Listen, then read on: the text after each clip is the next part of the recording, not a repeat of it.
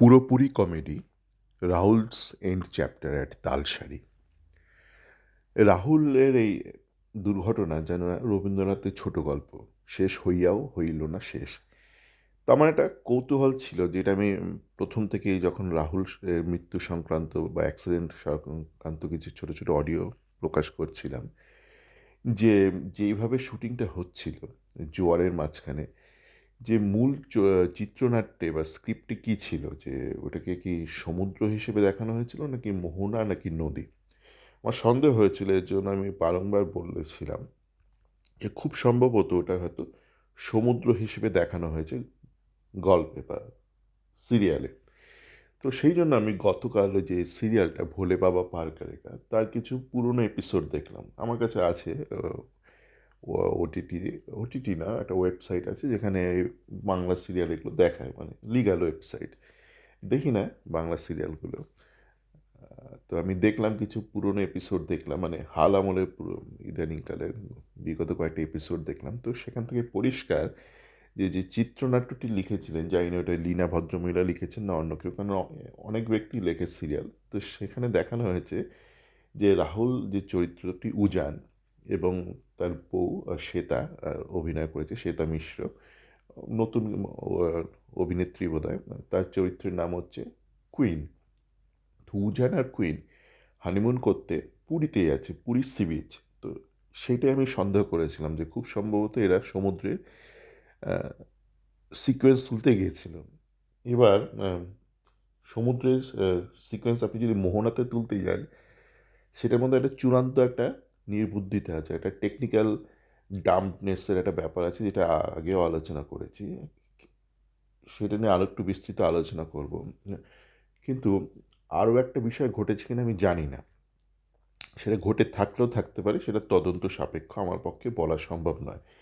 তো আমি স্ক্রিপ্টটা দেখছিলাম, মানে যেগুলো হয়ে গেছে বিগত কয়েকটা এপিসোড, খুবই সস্তা নিম্নমানের কমেডি সিরিয়ালটা।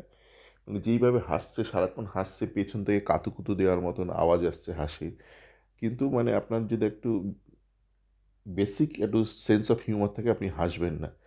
খুবই নিম্ন রুচি আপনার মধ্যে হাস্যরস থাকতে হবে, তবে যদি আপনার মধ্যে একটু হাসি হাসি ভাব আসে, মানে একটুখানি বেসিক রুচিবোধ থাকলে আপনি হাসবেন না। আমার অন্তত হাসি পাচ্ছিল না।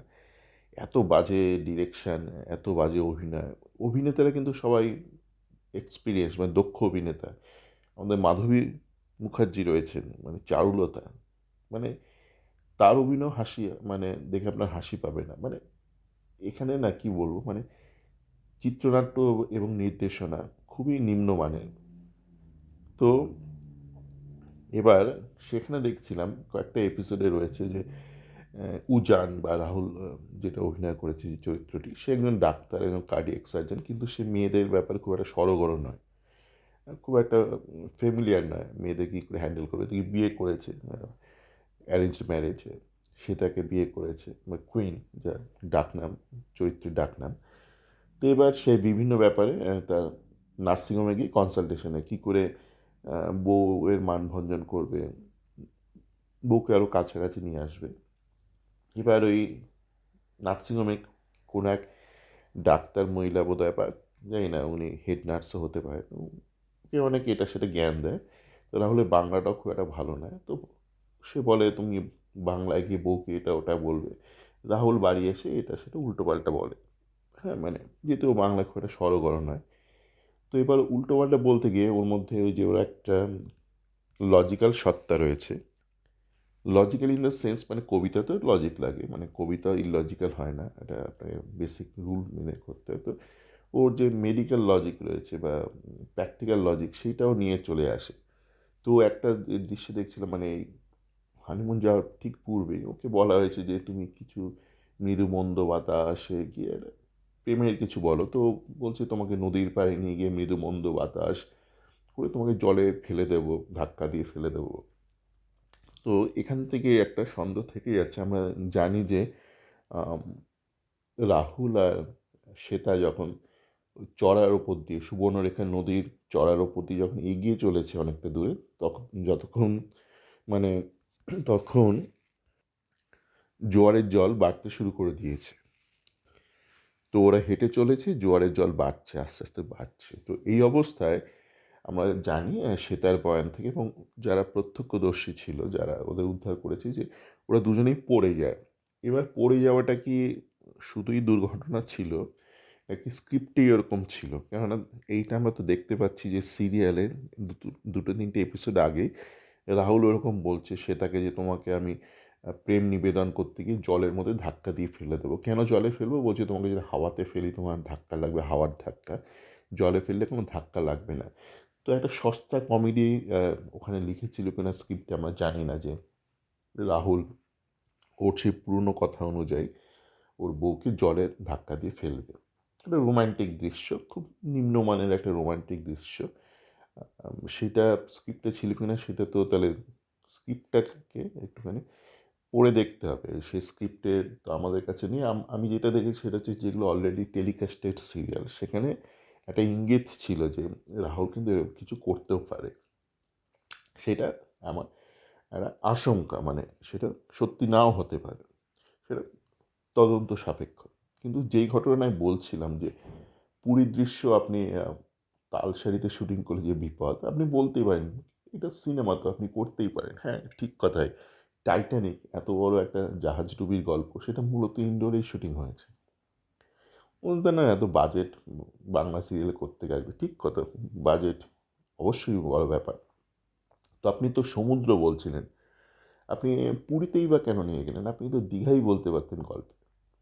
আপনি পুরী বললেন কেন? আমি দেখছিলাম সিরিয়ালে বলতে চাইছিল না ওরা কোথায় যাবে। একাধিক এপিসোডে দেখছিলাম বলতে পারছিল না। আমার স্ক্রিপ্ট রাইটার নিজেও একটা সন্দেহের মধ্যে ছিল যে ফাইনালি কোথায় প্রোডাকশন টিম যেতে পারবে। তো বেশ কয়েকটা এপিসোড যাওয়ার পর একটা শটে দেখলাম ওই ভদ্রমহিলা হাসপাতালে, যেই ভদ্রমহিলাকে রাহুল বলল যে ওরা পুরীতে যাচ্ছে। খুব ভালো কথা। তো পুরীর শুটিং, যে মানে সমুদ্রের শুটিং, আপনি যদি দীঘাতেও করতে পারতেন না। আপনি বলতেন না দীঘাতে বোল্ডার আছে। হ্যাঁ, দীঘাতে ওল্ড দীঘায় বোল্ডার আছে, নিউ দীঘায় কিন্তু অনেকটা জায়গায় আছে যেখানে বালি রয়েছে, যেখানে বোল্ডার নেই। তাহলে আপনি দীঘাতেই কেন গেলেন না নিউ দীঘাতে শুটিং করতে? না, নিউ দীঘাতে প্রবলেম হচ্ছে সেখানে পশ্চিমবঙ্গ সরকারের নিয়ন্ত্রিত যে পুলিশ, তারা অতটা ছাড় আপনাকে দেবে না, আপনাকে নিয়ম মেনে শুটিং করতে হবে। তার তুলনায় তালসারি যেটা উড়িষ্যা, সেখানে পুলিশ বলছে তারা কিছুই জানতো না, সেখানে হয়ে যাচ্ছে। আপনি দীঘাতে ওরকম চট করে পারবেন না, কেননা ওখানে গার্ড রয়েছে। তাতে শুটিং টিম 2-3 দিন ধরে শুটিং করবে দীঘায়, কোনো অনুমতি না নিয়ে জলের মধ্যে শুটিং করবে, সেটা দীঘায় সম্ভব না। কোথায় সম্ভব? না উড়িষ্যার মতন রাজ্যে সম্ভব।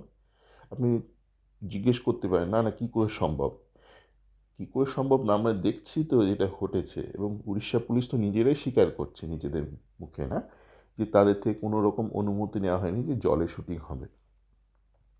এবং ছিল না কোনো রকম সিকিউরিটি ব্যবস্থাও ছিল না। তো সেই জন্য খুব সম্ভবত, যেহেতু দীঘাতে অ্যালাউ করবে না পারমিশন ছাড়া, ঠিকঠাক প্রোটেকশন ছাড়া, প্রোটেকশন মানে কস্ট, ঠিকঠাক আপনি খরচ না করে, যেটা নির্দিষ্ট খরচ সেটা না করে আপনাকে শুটিং অ্যালাউ করবে না জলে। এই চলো তালসারিকেই পুরি বানিয়ে দাও।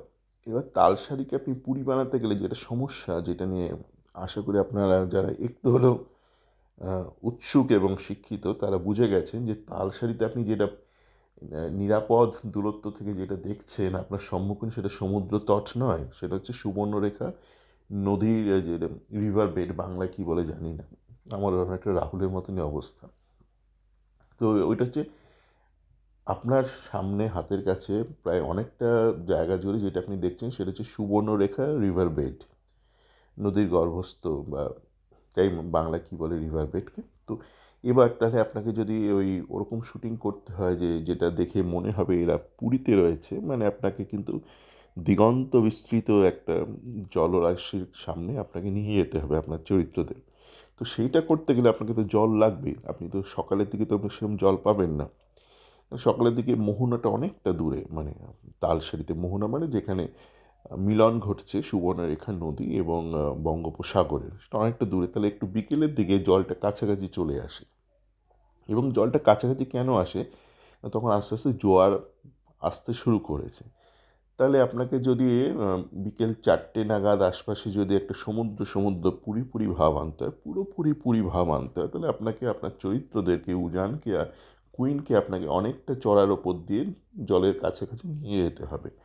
এবং তার মানে আপনি কিন্তু তাদেরকে ইতিমধ্যেই বিপদের দিকে ঠেলে দিয়েছেন। ওই সমুদ্র পুরীটাকে আপনাকে ক্যামেরাতে দেখাতে গিয়ে ড্রোনে তো আরও সমস্যা।